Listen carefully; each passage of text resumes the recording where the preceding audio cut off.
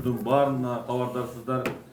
Bizge rayonga özgöçe kırdalдар rejimi kirgizgenine 6 gün oldu. 18'inde kirgizgenmiz.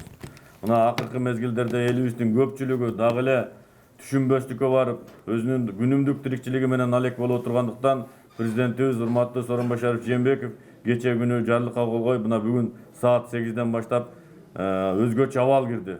Ушул Сузак району менен шаарга. Анан өзгөчө абалдан кийин комендантыбыз мына Жеңишбек Мама Юнусович өзү токтоо менен бекитип саат 8-ден эртемек саат 8-ден кечки саат 7-ге гана чейин убактылуу жүргөнгө уруксат берилди. Бул определенный гана адамдарга. Мына бүгүн азыр правительстводо заседание болду, ал жерге катыштым. Куатбек Альчиевич вице-премьер-министрибиз четко указание берди. Бул жерде 3 түрлүү гана адам жүрүлат. Биринчиси ооруп калган адам больницага бара аткан болсо буга уруксат. Экинчиси аптекага зарык дары-дармекке бара аткан болсо буга уруксат. Үчүнчүсү бул лично продукта гана. Калган учурлардын бардыгына эч ким көчөгө чыкканга да уруксат жок, күндүзү болсо да. Ал эми түндөзү абсолютно 7-ден баштап таң атканча саат кечки 8-ден баштап таң аткандагы 7-ге чейин эч ким көчөдө жүргөнгө уруксат жок. Ошондуктан элибиз муну туура түшүнүү менен кабыл алыш керек.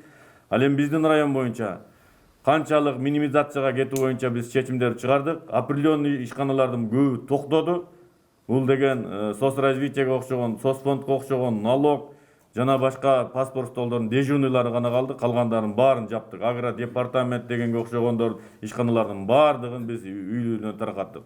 Основной бизде райондо иштеп аткан райондук мамлекеттик администрация бар, иштеп атат. Андан башкасынын баары азайды. Анан эми жазгы талаа жумуштары боюнча, конечно, маселе бар. Жазгы талаа жумуштары жүрүш керек. Ал эми жазгы талаа жумуштары бул шаар жеринде жана топтолгон жерлерде болбойт. Алар айылдан ары чыгып алып, 1-2-ден барып алып тирилин кылса болот деп уруксат бердик.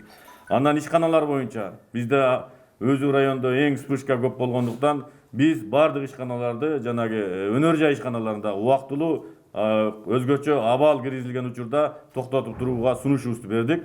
Алар дагы туура эле көрүп атат. Эгерде кирпич заводдорубуз деле азыр чыгарып ийгенге погода деле жакшы болбой атат. Ал эми бизде чоң өндүрүштөрүбүздүн баары дробилка менен кирпич заводдор экен. Алар ремонттун иштерин гана жүргүзө бере турган болуп сүйлөштүк. Ошондой райондо катуу чектөөлөр киргизилди. Бүгүн бирок патрулдук службалар менен бардык айыл өкмөттөрүн айыл-айыл аралап чыгабыз.